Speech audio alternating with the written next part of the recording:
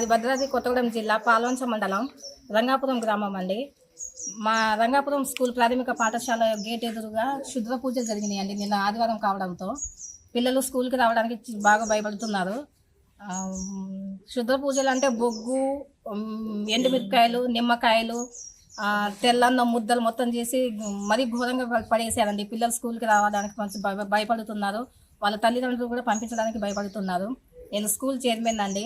ఇక నా వరకు రావడంతో నేను స్కూల్కి గేట్ కూడా లేదండి, కాంపౌండ్ వాల్ కూడా లేదు చుట్టూ. చాలామంది వచ్చి స్కూల్లోనే బీర్ బాటిల్స్ అని, మందు బాటిల్స్ అని అవి కూడా ఎర్లీ మార్నింగ్ స్కూల్కి రాగానే అవే చూస్తున్నారు. పిల్లలు ఎవరన్నా యూత్ ఎవరు వచ్చినా స్కూల్లోనే ఉంటున్నారు. అసలు స్కూల్ మొత్తం గలీజ్గా చేస్తున్నారండి. ఘోరంగా ఉంది మా స్కూలు.